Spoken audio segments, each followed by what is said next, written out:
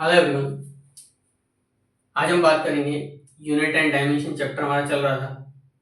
इसमें हम आगे और इसके अंदर बात करेंगे कि कैसे हम किसी भी जो प्रॉब्लम है उसको कैसे सॉल्व करें यूनिट एंड मेजरमेंट के अंदर जो आती है। अब इसके अंदर क्या है, हमने पिछले वीडियो में हमने होमोजेनिटी प्रिंसिपल के बारे में देखा था कि होमोजेनिटी प्रिंसिपल क्या होता है। जिसमें हमने बताया था कि दो फिजिकल क्वांटिटी जिनकी डायमेंशन अलग अलग होती है उनको ऐड और सब्ट्रैक्ट नहीं कर सकते, केवल उनको मल्टीप्लाई और डिवाइड कर सकते हैं। तो इस तरह से अब हम बात करेंगे इसके अंदर कुछ रूल्स हैं जिनसे आप क्वेश्चन कैसे सॉल्व करोगे उसके बारे में बात करते हैं। तो देखो, अब इसमें क्या है कि अगर आपके पास कोई भी ट्रिग्नोमेट्रिक फंक्शन है, कोई भी ट्रिग्नोमेट्रिक फंक्शन है, जैसे मैं बोलूं sine x, cos x, tan x, log x, e की पावर एक्स। देखो, sine x, cos x, tan x, या sine theta, cos theta, tan theta. उसके अलावा जैसे लॉग एक्स है जो एक लॉगरिथम फंक्शन है, या एक एक्सपोनेंशियल फंक्शन, इसको ई की पावर एक्स बोलते हैं। अगर ये आए तो मतलब ये कैसे होंगे, ये डायमेंशनल लेस होंगे। ये क्या होंगे, डायमेंशन लेस होंगे। ठीक है। अगर कोई ट्रिग्नोमेट्रिक फंक्शन आए sign theta, cos theta, tan theta, या लॉगरिथम आए या एक्सपोनेंशियल आए तो कैसे होंगे, डायमेंशन लेस होंगे। अब इसके न्यूमेरिकल्स करके देखते हैं। तो देखो, जैसे एग्जांपल हमने लिया x is equal to we naught beta 1 minus e की पावर बीटा टी।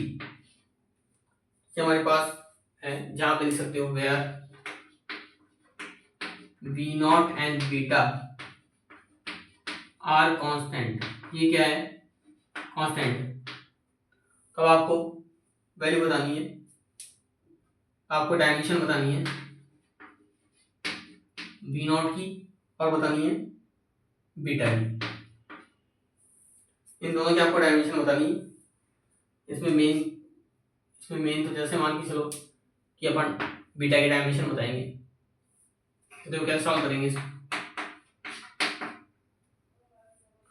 अब यहाँ पे देखो, यहाँ पे ये जो आपको दे रखा है ये फंक्शन ई की पावर में दे रखा है। तो मैंने बताया था कि जो भी ई की पावर में आती है वो क्या होता है, डायमेंशन लेस होता है। तो मतलब बीटा टी क्या हो जाएगा, डायमेंशन लेस। डायमेंशन लेस का मतलब ये हो जाएगा m0 l0 t0, या इसको कर सकते हो 1। तो बीटा की वैल्यू कितनी आ जाएगी, 1/t, या फिर t की पावर माइनस का 1, ये वैल्यू आ जाएगी। अब इसी तरह से ये पूरा का पूरा डायमेंशन लेस है, तो मुझे इसकी वैल्यू कैसे निकालेंगे। तो देखो, x is equal to we naught upon में बीटा है। अब x क्या है, डिस्टेंस मान लो, तो इसकी हो गई l is equal to we naught, और बीटा है t की पावर माइनस का 1। अब इसको मल्टीप्लाई कर दो तो वी नॉट कितना आ जाएगा, L1 t की पावर माइनस का 1। दोबारा से देखो, कोई भी ट्रिग्नोमेट्रिक फंक्शन है, साइन कॉस टेन, या लॉग का फंक्शन है या एक्सपोनेंशियल फंक्शन है, कैसा होगा, डायमेंशन लेस होगा। अब इस क्वेश्चन में x is equal to we naught beta 1 minus e की पावर बीटा t है। अब यहाँ पे क्या हुआ देखो, e की पावर में जो भी हो डायमेंशन लेस है, मतलब बीटा t बराबर m0 l0 t0 है, मतलब ये 1 हो जाएगा, ऐसे बीटा का वैल्यू हो जाएगा। अब क्या करना है देखो, ये डायमेंशन लेस से अलग हो जाएगा और x is equal to this हो जाएगा। तो यहाँ से x की वैल्यू l जाएगी और बीटा की वैल्यू t माइनस 1 हो जाएगी, तो b की वैल्यू आ जाएगी। तो ऐसे निकाल सकते हो आप। आगे चलते हैं, एक न्यूमेरिकल और लेते हैं।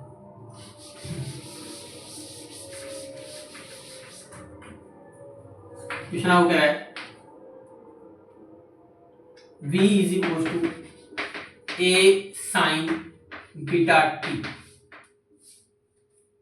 यहाँ पे आपको बतानी है find dimension of beta, beta की डायमेंशन बताओ। अब क्या हो रहा है देखो, यहाँ पे आपके पास में साइन के साथ जो भी फंक्शन है क्या होता है, डायमेंशनलेस। तो बीटा टी बराबर क्या हो गया, डायमेंशनलेस यानी 1। तो बीटा की वैल्यू कितनी आ गई, 1/t, यानी टी की पावर कितनी हो गई, -1। ऐसे करके आप निकाल सकते हो। उसके अलावा जैसे एक क्वेश्चन और ले लो, x is equal to a sine beta t plus c t square. इस क्वेश्चन में देखो, इस क्वेश्चन में आपको बीटा की और सी की वैल्यू, या फिर इसको बी ले दो, बी की और सी की value, dimension of A B and C ये बतानी है। अब कैसे बताएंगे देखो,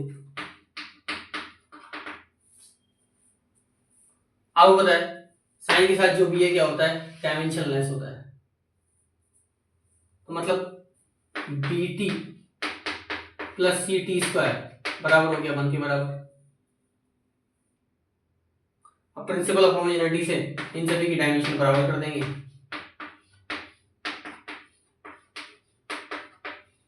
ये हो गया 1। तो b की वैल्यू किसके बराबर आ जाएगी, बी टी बराबर हो गया 1। b की वैल्यू कितनी आ जाएगी, 1/t और t की पावर -1। ऐसे सी टी स्क्वायर किसके बराबर हो गया, 1 की। तो c की वैल्यू कितनी आ जाएगी, t की पावर -2। अब इसके अलावा जैसे मान लो ये पूरा पूरा डायमेंशन लेस है, तो x किसके बराबर हो जाएगा, a की, x बराबर हो जाएगा a और ये हो जाएगा, तो ऐसे आप कर सकते हो। मतलब ये डायमेंशन लेस हो गया, तो बी टी बराबर सी टी स्क्वायर बराबर हो गया 1। तो b की वैल्यू यहाँ से आ जाएगी, c की वैल्यू यहाँ से आ जाएगी और x की वैल्यू आ जाएगी। ऐसे निकाल सकते हो आप। आगे बात करते हैं।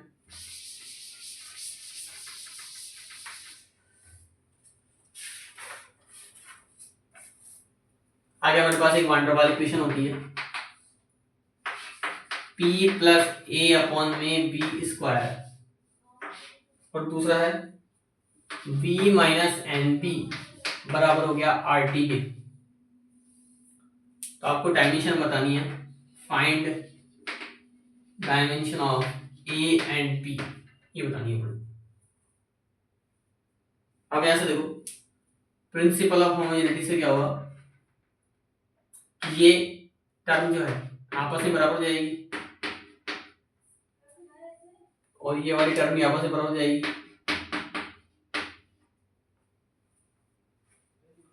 ये वाली टर्म आपस में बराबर और ये वाली टर्म आपस में बराबर।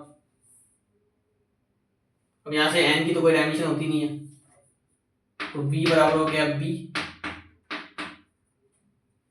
और वॉल्यूम क्या है आपका, length into breadth into height, यानी हो गया l का क्यूब, तो ये हो गया l। सेम ये चीज यहाँ करेंगे। आपके पास देखो यहां से a बराबर आ जाएगा p b स्क्वायर। अब p क्या है यहाँ पे, p है प्रेशर, प्रेशर कितना होता है, फोर्स अपॉन में एरिया, फोर्स की dimension m1 l1 t minus का 2 और एरिया होता है l2, डायमेंशन क्या हो जाएगी m1 l माइनस का 1 t माइनस का 2। तो ये वैल्यू आ m1 l माइनस का 1 t माइनस का 2। अब ये जो v स्क्वायर है ये हो गया l क्यूब की पावर कितनी जाएगी 2, तो इसकी वैल्यू हो जाएगी m1 l की पावर 5 और t की पावर माइनस का 2, ये हो जाएगी एक। तो आप ऐसे निकाल सकते हो a और b की वैल्यू।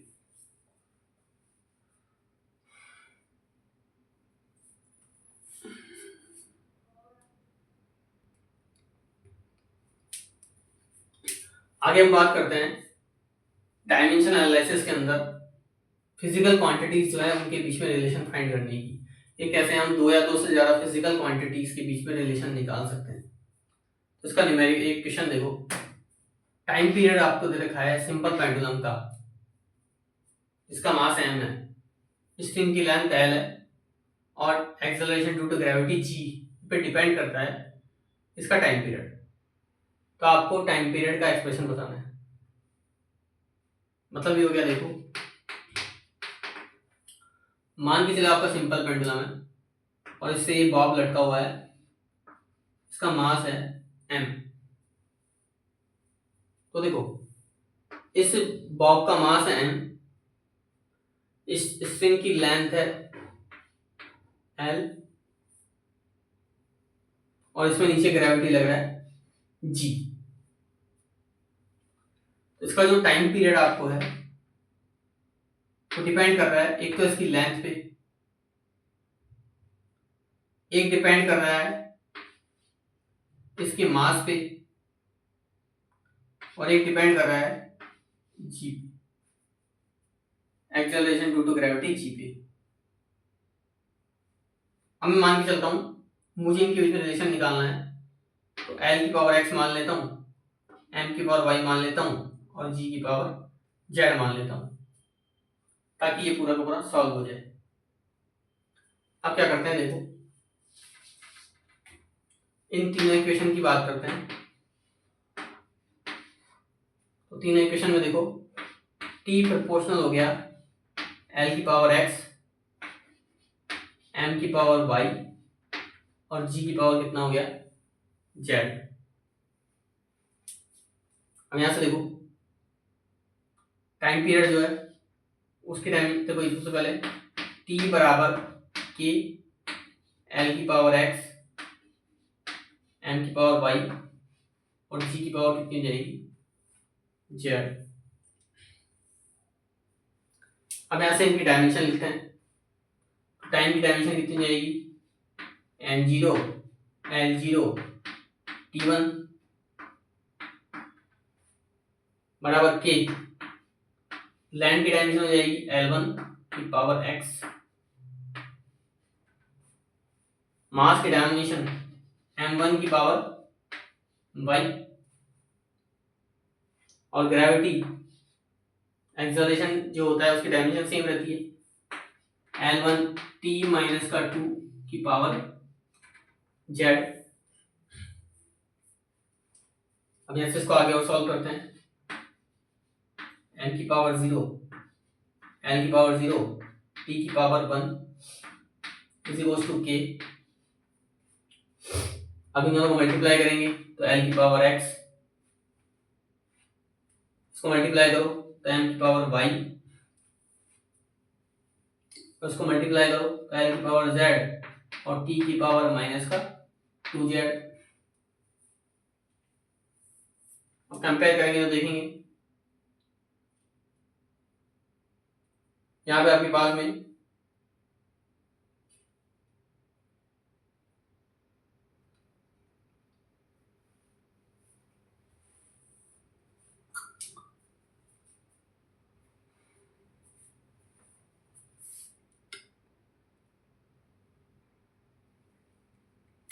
अब ऐसे देखेंगे, देखो m की पावर यहाँ 0 है, m की पावर कितनी दे रखी है पाई,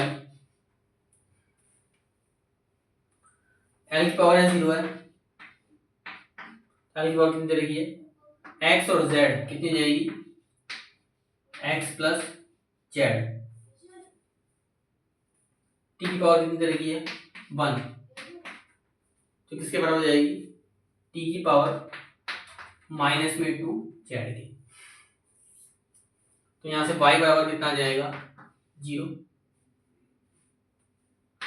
x प्लस z बराबर कितना आ जाएगा 0 और 1 इज इक्वल टू माइनस में 2 z, तो z की वैल्यू कितनी आ गई माइनस का 1/2। इसको उठा के जब यहाँ रखेंगे तो x की वैल्यू भी कितनी आ जाएगी 1/2। अब ये दोनों वैल्यू उठा के आप यहाँ रख दो तो t की पावर l की पावर कितनी है 1/2, m y की पावर कितनी देखिए 0, और g z की वैल्यू कितनी देखिए माइनस का 1/2। तो फाइनली मेरे पास एक्सप्रेशन क्या आएगा, तो ये टाइम पीरियड का मेरे पास फॉर्मूला आ जाएगा। ऐसे आप दो या दो से ज्यादा फिजिकल क्वांटिटीज के बीच में रिलेशन निकाल सकते हो। आगे चलते हैं, एक क्वेश्चन और लेते हैं।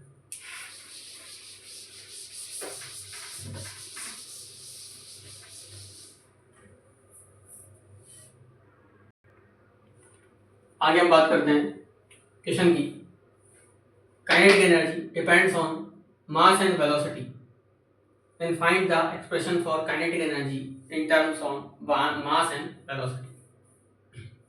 मतलब ये है कि काइनेटिक एनर्जी जो है वो डिपेंड करती है एक तो मास पे, मतलब मास की पावर मान लो x, और एक काइनेटिक एनर्जी डिपेंड करती है वेलोसिटी पे, वेलोसिटी की पावर क्या हो जाएगी y। अब इन दोनों को हम कनेक्ट करते हैं, तो काइनेटिक एनर्जी प्रोपोर्शनल होगी m की पावर x से और v की पावर y से। अब प्रोपोर्शनलिटी के साइन को हटाते हैं तो एक कांस्टेंट आता है कि बाकी सब एज इट इज रहेगा। अब काइनेटिक एनर्जी की डायमेंशन आपको पता है m1l2t-2 होती है, वर्क के बराबर होती है, इज इक्वल टू k, मास की डायमेंशन हो जाएगी m1 और लगा दो बार x, वेलोसिटी की डायमेंशन हो गई l1t-1, ये होगी पावर y। आगे इसको सॉल्व करते हैं, k m की पावर x l की पावर y और t की पावर माइनस का y, इसके बराबर होगा m1l2 t-2। अब कंपेयर करेंगे तो m की पावर x किसके बराबर है 1k, l की पावर 2 किसके बराबर है l की पावर y के, t की पावर -2 किसके बराबर है t की पावर माइनस का y की। तो यहाँ से x की वैल्यू कितनी आ गई 1, कंपेयर करो पावर्स को, y की वैल्यू कितनी आ गई 2, इधर से y की वैल्यू 2 आ जाएगी। इन दोनों वैल्यू को उठा के अगर हम यहाँ रखते हैं तो क्या होता है, देखो काइनेटिक एनर्जी प्रोपोर्शनल हो गई m x की पावर कितनी हुई 1 और v की वैल्यू कितनी हुई y की वैल्यू 2, तो गए। तो काइनेटिक एनर्जी वैसे तो आपको पता है हाफ mv² होती है, तो यहाँ पे वही चीज है m1 v2 आ गई। वैसे काइनेटिक एनर्जी के बीच में हमने रिलेशन निकाल लिया।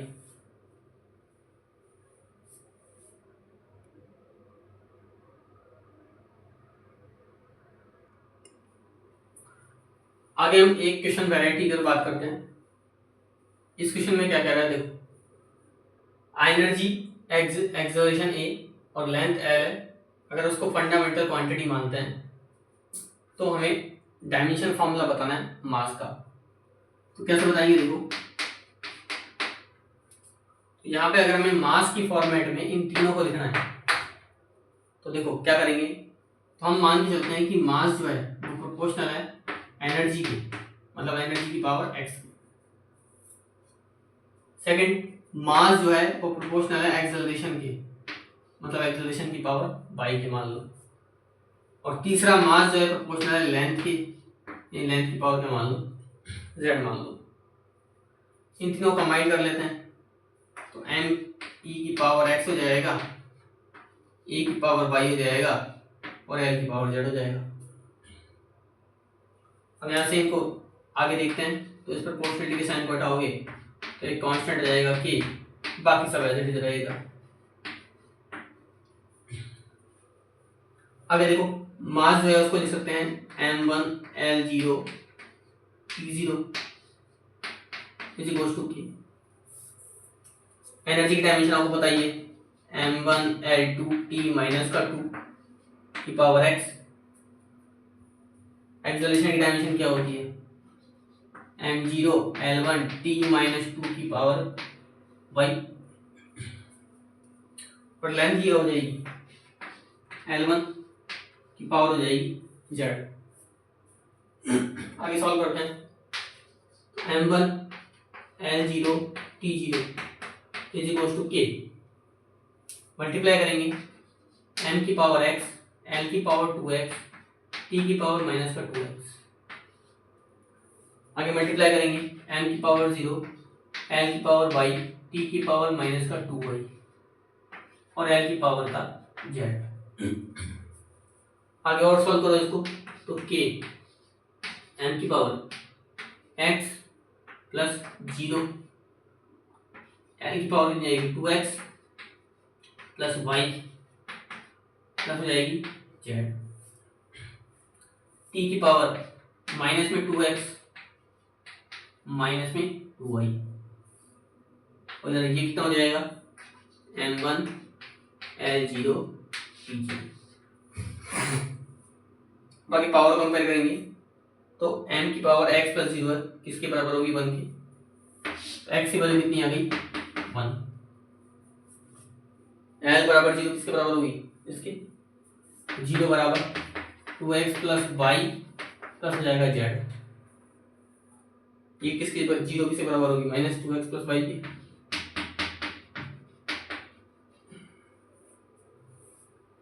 तो यहां से देखो आपके पास में इसको सॉल्व कर लो x की वैल्यू 1 है x की वैल्यू 1 यहां पुट करेंगे तो 0 इज इक्वल टू 2। यहां से देखो क्या होगा ये 2 मल्टीप्लाई करेंगे इधर तो इधर आ जाएगा कितना हो जाएगा 2 इज इक्वल टू माइनस का 2y। तो y की वैल्यू कितनी आ गई 1 माइनस का 1। ऐसे ही इन दोनों वैल्यूज को हम x की और इसको वैल्यू को रखेंगे तो 0 इज इक्वल टू 2 x की वैल्यू दे रखी है 1 y की वैल्यू दे रखी है माइनस का 1 z की वैल्यू मुझे निकालनी है तो z की वैल्यू कितनी जाएगी 2 माइनस का 1 प्लस का z की वैल्यू आ गई माइनस का 1। इन तीनों वैल्यूज को उठा के x y और z को यहाँ रखेंगे तो मेरे पास m की जो वैल्यू आएगी e x की वैल्यू कितनी आएगी 1 a y की वैल्यू जाएगी माइनस का 1 और l z की वैल्यू जाएगी माइनस का 1। तो ऐसे मेरे पास फिनिश बन जाएगा। ऐसे करके आप ये स्टेबलाइज कर सकते हो। मास की फॉर्मेट में एनर्जी एक्सेलरेशन और लेंथ तीनों का रिलेशन आ गया।